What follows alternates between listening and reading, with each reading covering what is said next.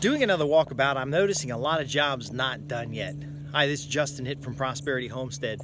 The big equipment is gone. The land clearing is finished. Seed is down, straw is down, and now it's the lull after the storm. And I'm noticing a lot of the finer details not being taken care of. My kid is off during his spring break, and this would be a perfect opportunity for him to pick up these sticks out of the yard and for him to start getting some of this stuff taken care of, and it's not getting done. So how do you handle when your kids or workers are not getting their stuff taken care of? Well, I've always taken the procurement strategy of having a replacement. I'm not going to replace the kid. The kid's not going to do certain things. He's not going to do certain things. No sense yelling and screaming, because this stuff out here is on a timeline. All these sticks and brush need to be picked up before we can mow the grass, and it's already been seeded. I went ahead and seeded over top of it.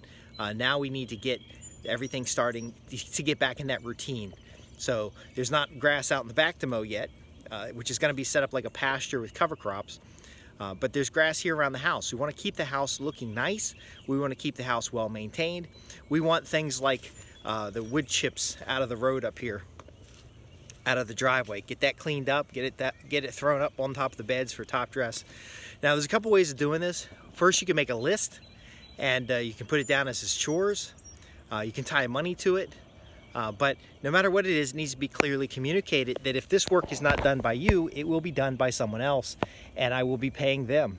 And each group gets paid for what they do. See, we want to teach our children about basic liberties, basic, supply and demand, basic exchange of value, so that they know that, they don't get allowance just for showing up. Now, that truck's gone by for the second time again.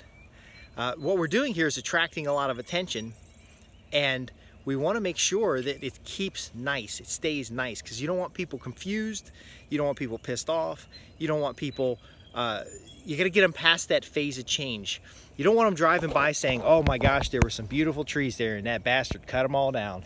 You want them to drive by and say, wow, what's happening here, and could I make my property this nice? Now remember, we're cutting it down to turn it into a permaculture natural garden, like a natural farming setup. So this is not going to be grass that I'm going to mow.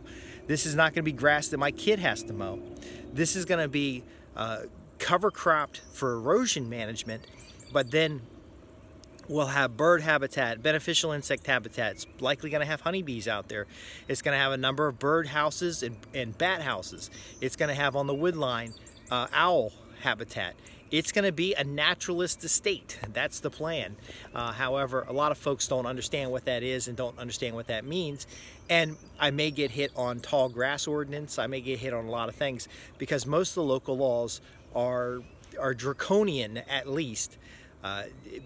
You I have to have a business license to have a home office here, even though customers never visit the site. Anyway, the point I'm making though is that you can't wait on your kid to get it done. You can't wait on you to get it done. You can't, there's sticks and logs and stuff everywhere.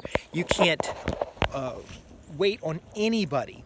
I was texting back and forth this morning. I think it's not even 8 o'clock this morning, and I'm texting back and forth with a guy who's delivered to me more than $2,000 worth of soil, and he's talking about delivering more soil.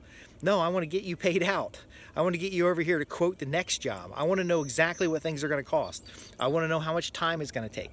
I want to know all these factors because we're running this like a project. This is not a hobby deal. This is ran like a project.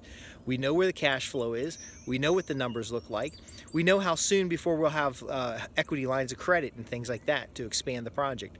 Now, some of these things are late. Some of these things are on time. Some of these things still need to be done. When you can clearly communicate this, it makes it easier for your family members to get involved, and it makes it easier for you to estimate how much you need to have other labor involved. I might need to get 2 laborers on this site for 16 hours. That's kind of what's in my head to get this up to par as far as getting land areas straight. Like some of this ought to be raked out. A lot of this ought to be raked out. The branches and stuff can be mounded up. I still have some shrubs and things along the edge here that can get potted up. I probably need about 40 more bales of straw. I've got additional cover crop that needs rolled in clay before it can go out.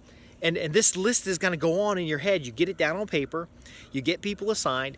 If people don't want to show up to work, then you find somebody else.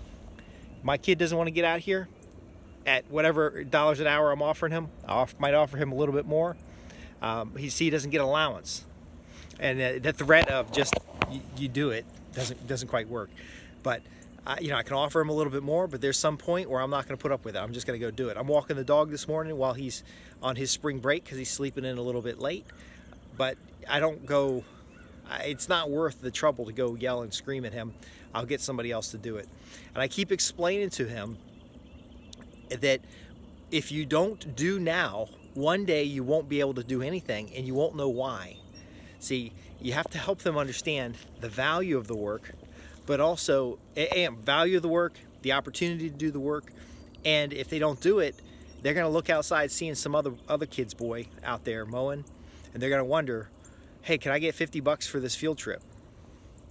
I already gave you opportunities to get it. You got to come up with your own $50. Here's a list of things that you can do. Here's a list of opportunities. These aren't chores, these are opportunities. These are opportunities to gain skills. There are opportunities to get some exercise. There's some opportunities to do things. Now, don't get me wrong. He is helping around. He's doing some stuff in the house, and he is helping to get some of this work done over time. Actually, he seeded the front area up here, and then I put straw on it about 7, 8 o'clock at night. This is work. This is work. See, your dream doesn't magically come, and that's what kids need to understand these days. Is the things that they want are within reach. They just have to get their lazy ass little hand up and reach up there and get it. Now, there's some guys that are working. I got a couple $100 in guys down the street that have been coming out here. This was all, the seed and straw was put out back here primarily by neighbors' kids. But you got to teach that work ethic. It doesn't magically come. Anyway, I'm Justin Hitt with Prosperity Homestead. We're just touching in every morning as we go through this Managing Land Projects program. If you have any questions, you click the link below. You can ask your questions in the comments. And Xfinity's here to drop a cable. I got to go.